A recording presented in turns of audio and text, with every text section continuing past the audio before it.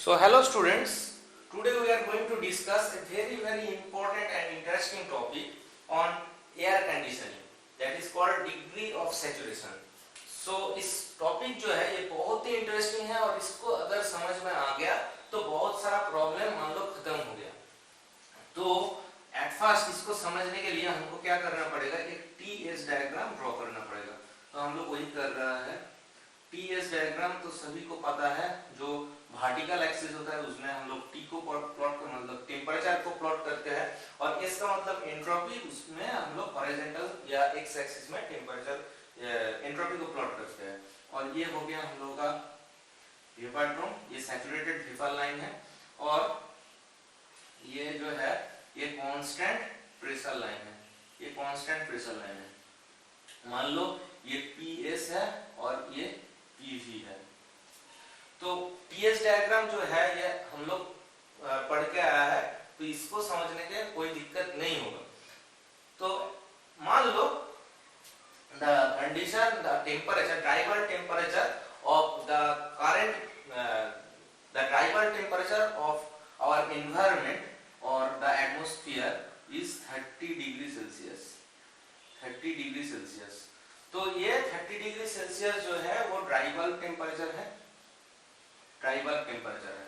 और ये जो है ये क्या कंडीशन में है, देखो वाटर वेपर, ये जो एयर है इसमें ड्राई एयर भी है और सम अमाउंट ऑफ मॉइस्चर भी इसमें है।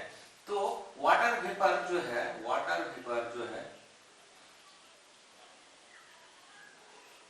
Present as superheated form in unsaturated air। तो वाटर वेपर जो प्रेजेंट है, ये जो एयर है इसमें वो क्या कंडीशन में है, वो अनसैचुरेटेड कंडीशन में है। और वो क्या है, अनसैचुरेटेड एयर है और वाटर वेपर जो प्रेजेंट है वो सुपर हीटेड कंडीशन पे है, वो सुपर हीटेड कंडीशन पे है। तो क्या होगा, अभी सुपर हीटेड कंडीशन में वाटर वेपर है और वो अनसैचुरेटेड एयर में सुपर हीटेड कंडीशन पे है। तो अनसैचुरेटेड मतलब क्या हुआ, the capacity of the moisture absorbing capacity जो है वो मैक्सिमम लिमिट में अभी नहीं है, मतलब वो मॉइस्चर को एक्सेप्ट कर सकता है। The air has the capacity to accept the moisture। तो ऐसे अगर होता तो उसको हम लोग अनसैचुरेटेड एयर कहते हैं। तो अभी हम लोग क्या करेंगे, we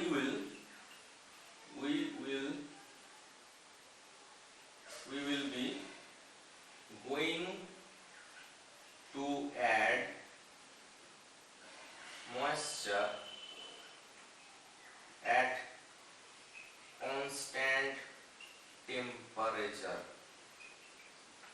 We will going to add moisture at constant temperature। तो अभी जो कंडीशन है हम लोगों का जो एयर का वो 30 डिग्री सेल्सियस पे है और उसमें जो वाटर वेपर है वो सुपरहीटेड कंडीशन पे है और एयर का जो कंडीशन है वो अनसैचुरेटेड है। और हम लोग अभी क्या करेंगे, उसमें मॉइस्चर ऐड करेंगे और वो कैसे करेंगे, एट कांस्टेंट टेम्परेचर।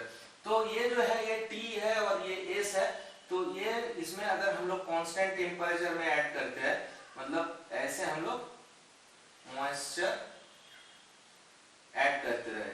तो मॉइस्चर ऐड करने के बाद क्या होगा, मॉइस्चर का एक प्रेशर रहता है, वो अगर एयर में ऐड होता रहा तो एयर का क्या होगा, प्रेशर में इंक्रीमेंट आएगा, क्योंकि हम लोग बाहर से मॉइस्चर ऐड कर रहा है। तो प्रेशर जो है ये पीवी और पीएस जो है वो बाद में हम लोग डिस्कस करेंगे। ये पीवी जो है वो पीएस से छोटा है और हम लोग जब ऐड करते रहे मॉइस्चर, तो उसका जो प्रेशर है वो बढ़ता चला जाएगा, क्योंकि हम मॉइस्चर का जो प्रेशर है उसमें ऐड होता रहा। तो इसके बाद क्या होगा, एयर का जो प्रेशर था वो इंक्रीज करेगा और ऐसे चलता रहा, हम लोग ऐड करते रहे और उसके बाद एक सर्टेन टाइम के बाद उसमें वो जो वेपर लाइन है उसमें वो पहुंच जाएगा, मतलब वो टच करेगा वेपर लाइन में। और उसके बाद अगर हम लोग फिर से मॉइस्चर ऐड करते रहे तो condensation will take place, condensation will take place.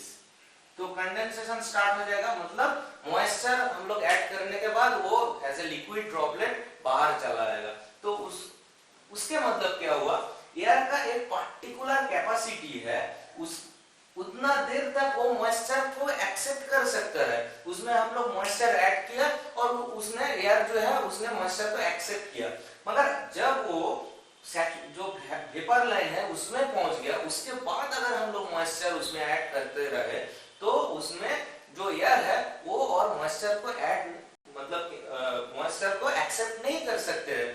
तो कंडेंसेशन स्टार्ट हो गया और जो मॉइस्चर हम लोग ऐड करना मतलब जो मॉइस्चर हम लोग ऐड किया उसके बाद वो एज ए लिक्विड ड्रॉपलेट बाहर आ गया।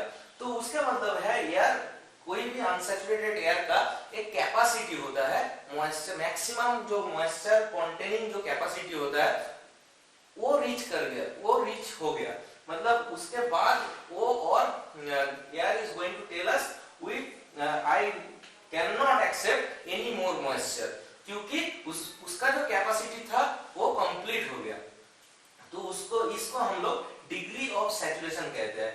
तो डिग्री ऑफ सैचुरेशन क्या होगा, at a particular temperature, at a particular temperature the maximum amount of moisture the air can hold, that is called degree of saturation. At a particular temperature the maximum amount of moisture air जो जिसको hold कर सकते हैं उसका जो capacity है वो maximum हो गया, उसको हम लोग डिग्री ऑफ सैचुरेशन कहेंगे। तो डिग्री ऑफ सैचुरेशन का मतलब क्या हुआ, एट ए फिक्स टेम्परेचर, मान लो 30 डिग्री टेम्परेचर में उसका जो कैपेसिटी था, जो maximum capacity of moisture the air can hold, that is called its degree of saturation, that is called its degree of saturation. तो हम लोग ये भी पढ़े थे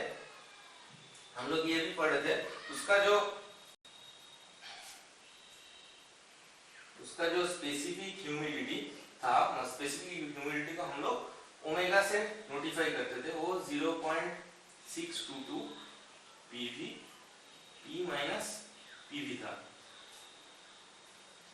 तो पीवी क्या था, ये था, और हम लोग मॉइस्चर ऐड करते रहे तो डिग्री ऑफ सैचुरेशन में जो स्पेसिफिक ह्यूमिडिटी होगा वो क्या होगा, 0.622 पीएस पी माइनस पीएस।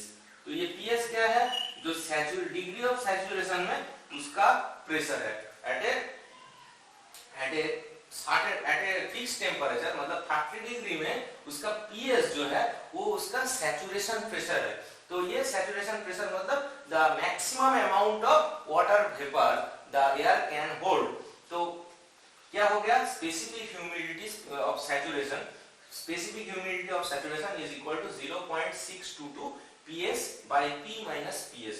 तो ये जो फॉर्मूला है ये इंपॉर्टेंट है, इससे शॉर्ट क्वेश्चन पूछ सकते हैं। और इससे ये जो कॉन्सेप्ट है, इस कॉन्सेप्ट का क्या मतलब हुआ, जो एयर जो है उसका एक कैपेसिटी होता है, वो मॉइस्चर को कंटेन कर सकता है, मॉइस्चर को होल्ड कर सकता है, मगर उसका सभी का जो कैपेसिटी है, सभी का कैपेसिटी का एक लिमिट होता है, उससे ज्यादा वो नहीं कंटेन कर सकते हैं। तो जो डिग्री ऑफ सैचुरेशन है वो मैक्सिमम कैपेसिटी है एयर का मॉइस्चर कंटेन करने का एट ए फिक्स टेम्परेचर, उसके बाद वो और कोई भी मॉइस्चर को एक्सेप्ट नहीं कर सकते। तो ये जो कॉन्सेप्ट है ये शायद तुम लोगों को समझ में आ गया, अगर नहीं आया तो तुम लोग हमको पूछ सकते हो, नीचे कमेंट में कमेंट भी कर सकते हो। तो इसके बाद हम लोग डिस्कस करेंगे ड्यू पॉइंट टेम्परेचर।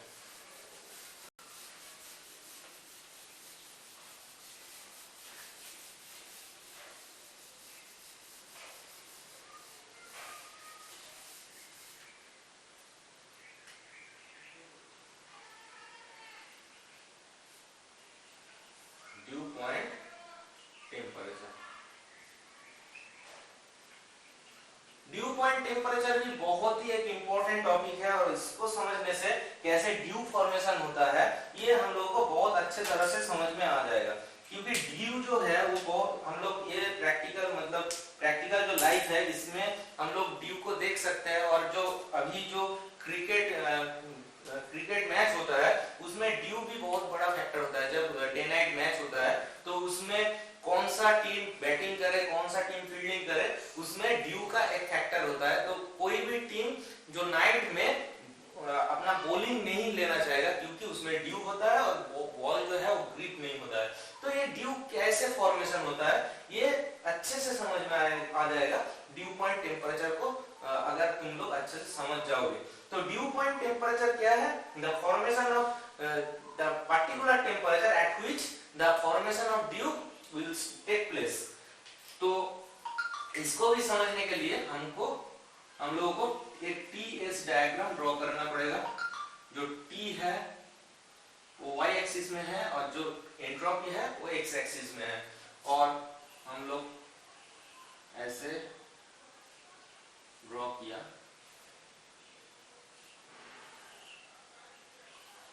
ऐसे।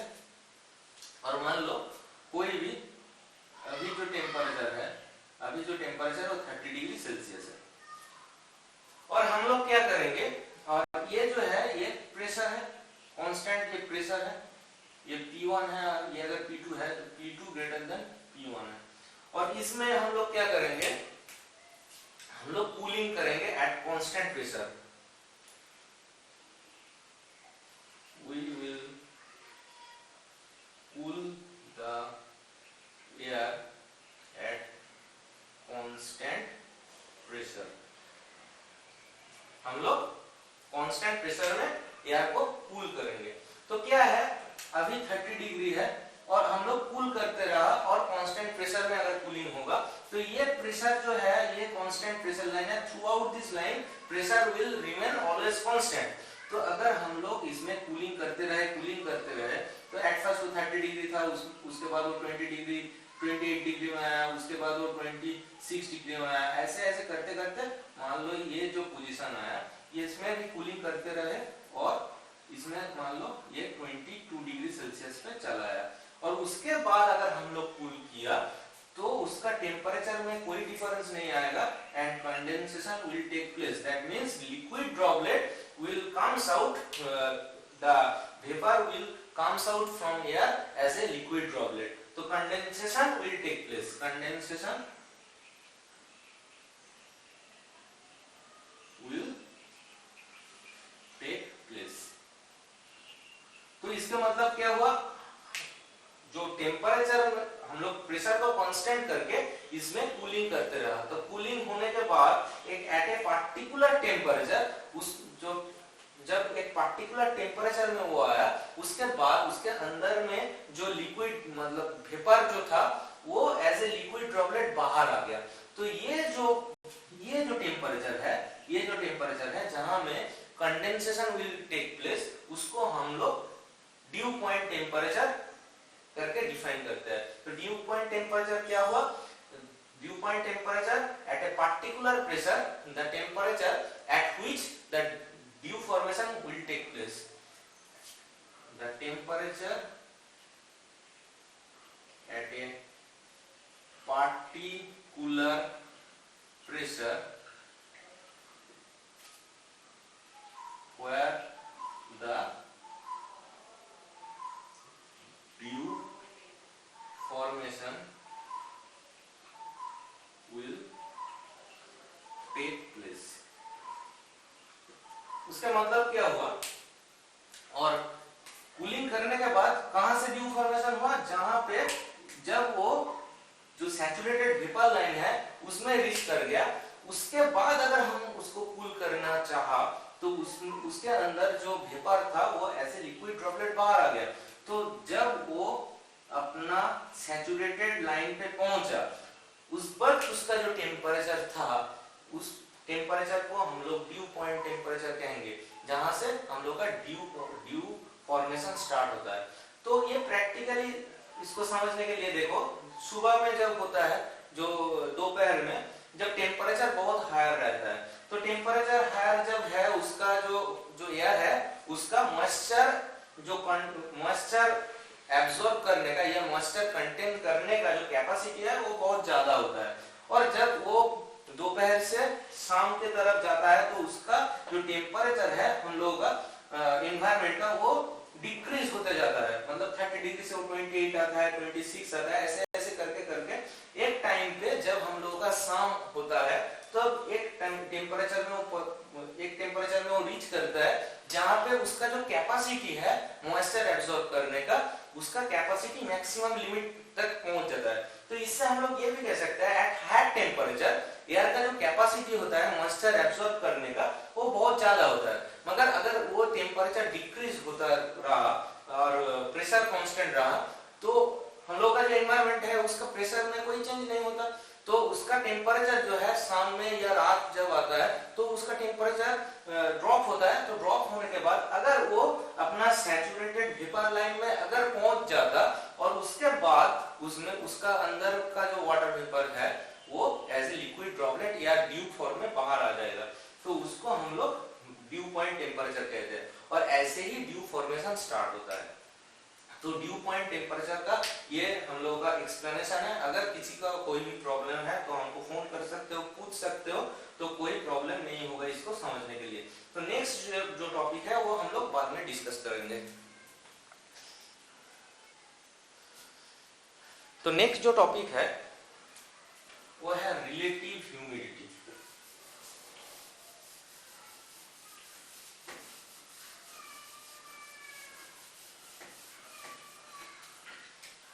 वो है हम लोग का रिलेटिव ह्यूमिडिटी। तो रिलेटिव ह्यूमिडिटी क्या है? रिलेटिव ह्यूमिडिटी क्या है?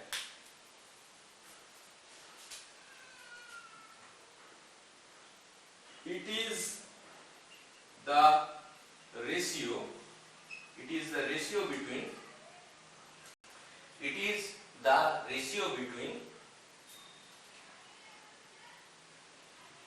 mass of water vapor upon maximum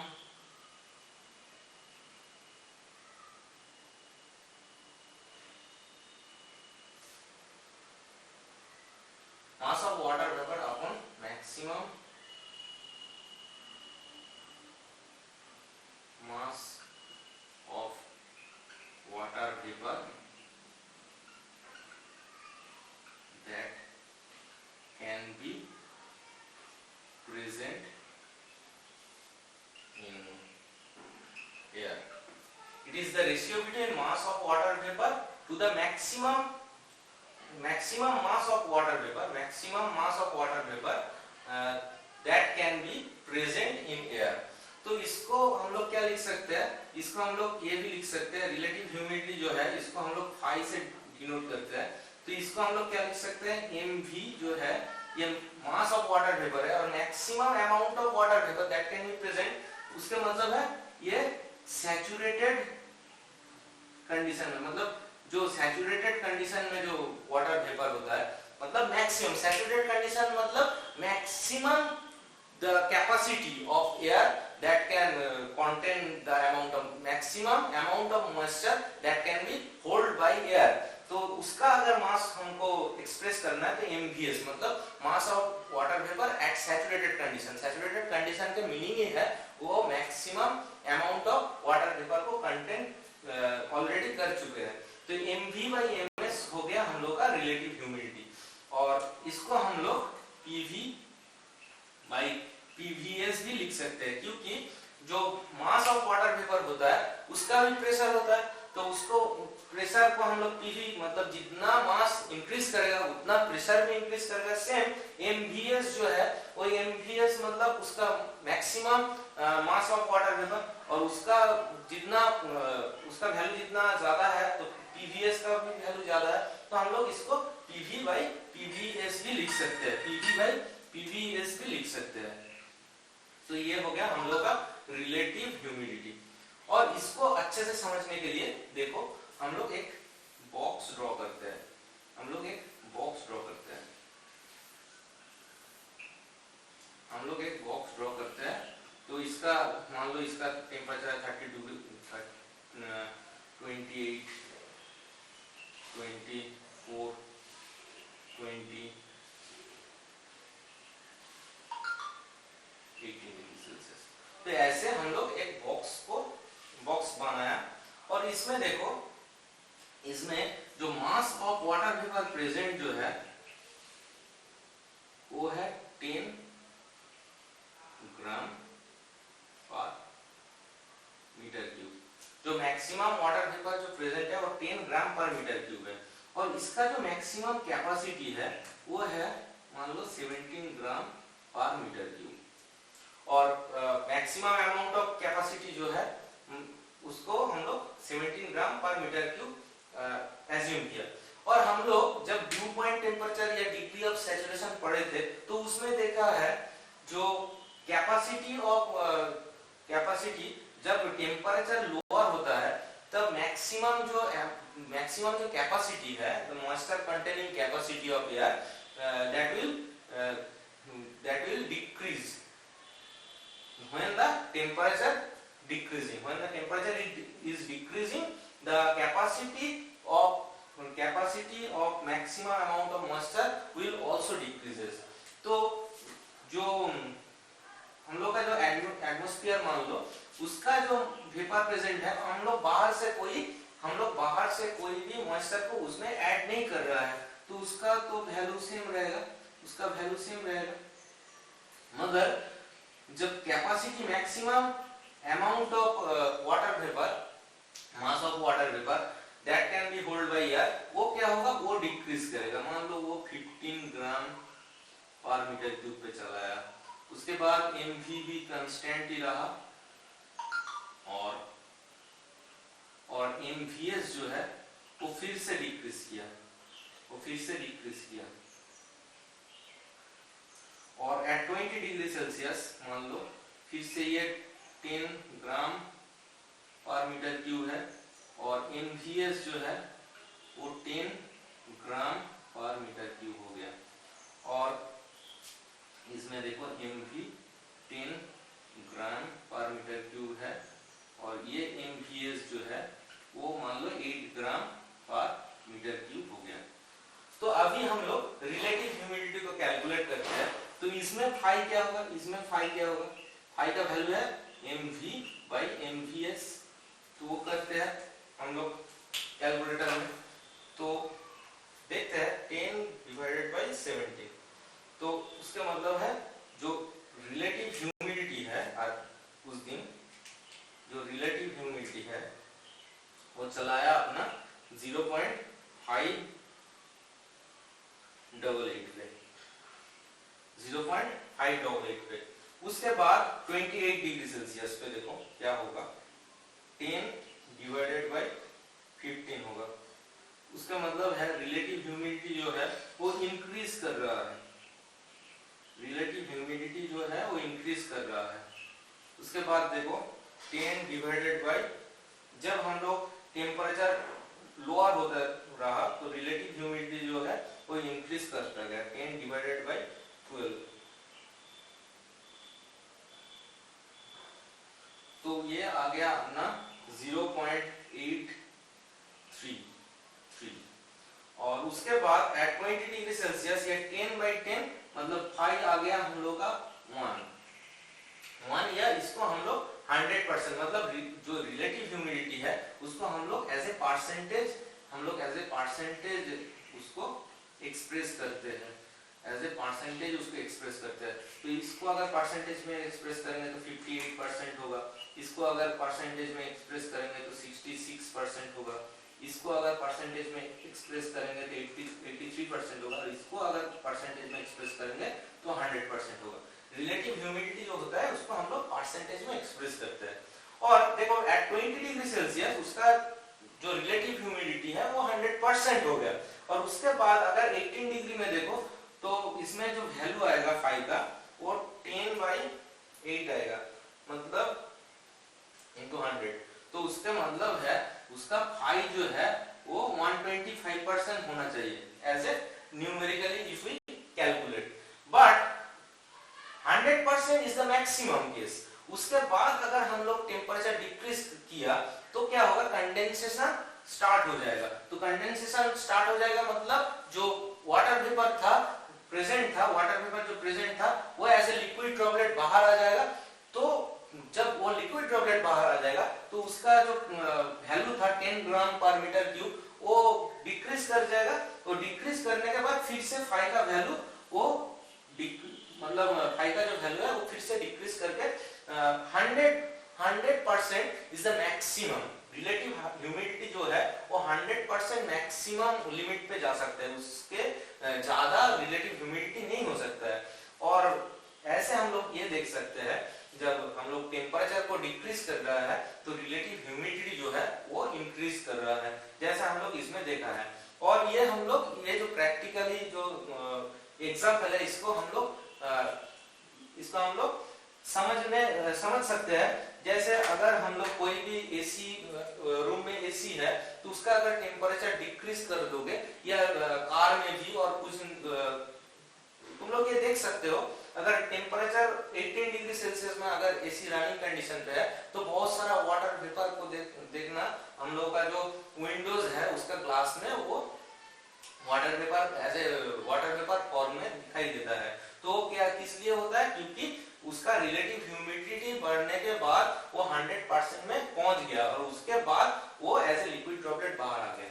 तो ये है हम लोग का रिलेटिव ह्यूमिडिटी का concept, the mass of water vapor upon the maximum amount of water vapor that can be present in air। और स्पेसिफिक ह्यूमिडिटी जो था वो ओमेगा था, स्पेसिफिक ह्यूमिडिटी ओमेगा था। इसके साथ इसका क्या डिफरेंस है, तो स्पेसिफिक ह्यूमिडिटी का क्या वैल्यू था, स्पेसिफिक ह्यूमिडिटी था mass of water vapour by mass of dry air, mass of water vapour by mass of dry air. तो क्या हो गया, मास ऑफ वाटर वेपर क्या है, वो 10 ग्राम पर मीटर क्यूब में कांस्टेंट है, उसका कोई चेंज नहीं होगा, तो ये कांस्टेंट है। और मास ऑफ ड्राई एयर वो भी कांस्टेंट है, क्योंकि जो टोटल ड्राई एयर का जो मास है वो तो हम लोग बाहर से कुछ ऐड नहीं किया। तो स्पेसिफिक ह्यूमिडिटी जो है वो उसका जो वैल्यू है वो कांस्टेंट है। अगर टेम्परेचर डिफरेंस के साथ उसका वैल्यू में कोई डिफरेंस नहीं होता है, मगर जो रिलेटिव ह्यूमिडिटी है वो टेम्परेचर अगर डिक्रीज करता है तो उसका वैल्यू जो है वो इंक्रीज करता है। तो ये दोनों जो है relative humidity and specific humidity उसका कॉन्सेप्ट। तो ठीक है, इसके बाद हम लोग साइकोमेट्री चार्ट पढ़ेंगे।